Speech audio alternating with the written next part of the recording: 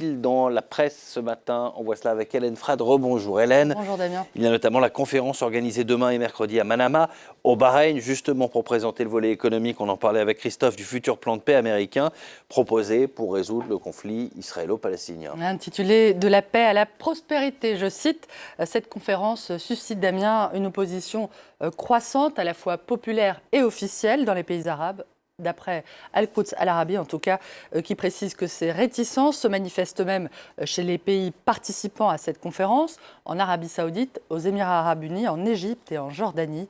Le quotidien Pan-Arabe de Londres rappelle que le futur plan de paix américain a été rejeté d'emblée par l'autorité palestinienne, qui le percevrait comme une façon d'éliminer le projet d'un futur État palestinien, dans la mesure où ce texte de l'administration Trump irait à l'encontre de toutes les solutions proposées lors du sommet arabe de Beyrouth en 2002. À l'époque, le plan de paix de la Ligue arabe proposait notamment à Israël une normalisation des relations avec les pays arabes en échange du retrait des territoires occupés depuis 1967, la Cisjordanie, la bande de Gaza et le Golan syrien, la création d'un État palestinien avec pour capitale Jérusalem-Est et une solution au problème des réfugiés palestiniens. Une critique d'ailleurs répétée dans le journal, dans ce dessin publié où l'on voit les États-Unis tendre des haillons aux Palestiniens.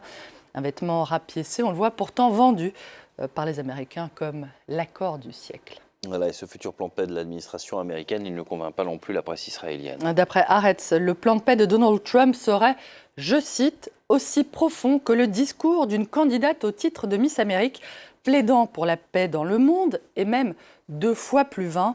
Qui pourrait être contre un tel projet? Mais le diable se niche dans les détails, ironise le journal de gauche, dans une allusion évidemment à la carrière passée du président des États-Unis, propriétaire du concours de Miss Amérique. Et le détail diabolique étant, selon Haaretz, qu'il ne comprend pas ce plan de paix de volet politique dont la présentation a été repoussée après les élections législatives de septembre prochain. Un défaut, les élections en Israël en septembre prochain. Et c'est d'ailleurs un défaut qui laisse également sceptique le conservateur Yediot Aharonot, qui estime, on le voit, que le président américain, en ignorant les problèmes politiques au cœur du conflit israélo-palestinien, en se concentrant sur l'économie, suit le même chemin qui a conduit à l'échec, qui a lui-même débouché sur la seconde intifada au début des années 2000. Des critiques, il y en a beaucoup ce matin également du côté du Royaume-Uni contre Boris Johnson, jusque-là favori des conservateurs, pour remplacer Theresa May au poste de Premier ministre. Alors que le duel qui l'oppose à Jeremy Hunt s'annonçait comme une promenade de santé, a walk in the park, comme on dit à Londres, l'ex-maire de la capitale se retrouve empêtré dans une affaire conjugale présumée du plus mauvais effet. L'Arix qui leur est opposé en fin de semaine dernière à sa compagne est en tout cas du pain béni pour les médias qui ne boudent pas leur plaisir, on le voit. Allez Boris, explique-toi, demande le gratuit métro, tandis que The Daily Mail rapporte que Boris Johnson et sa compagne sont empêchés de rentrer chez eux par les manifestants, dont on ne sait pas très bien s'ils protestent contre les nuisances provoquées par leur voisinage ou par la perspective que Boris Johnson devienne Premier ministre.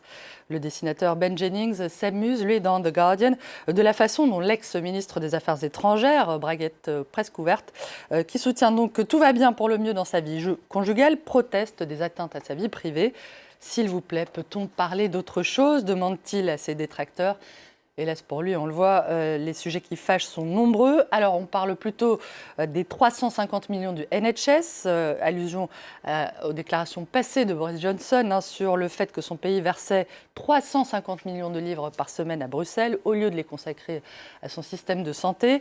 Et si on parlait plutôt de vos liens avec Steve Bannon, à propos de son amitié avec l'ex-conseiller spécial de Donald Trump, et si on parlait plutôt de l'extension de l'aéroport d'Heathrow, un autre sujet très brûlant, outre-Manche, etc., etc. Non, non, pas ça, dit Boris Johnson.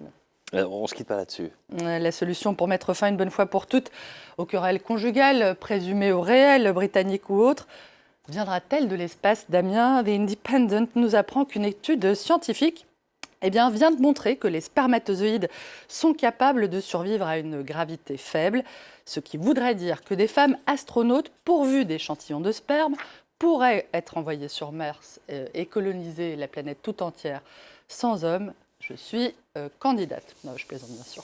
Mais on ne dit pas si l'étude dit si les ovules peuvent aussi fonctionner sans aucun problème Oui, dans la ne gravité. changez pas de sujet. Oui, merci beaucoup Hélène. Et on se retrouve demain. À demain. Et nous dans un instant pour la suite de Paris Direct. À tout de suite.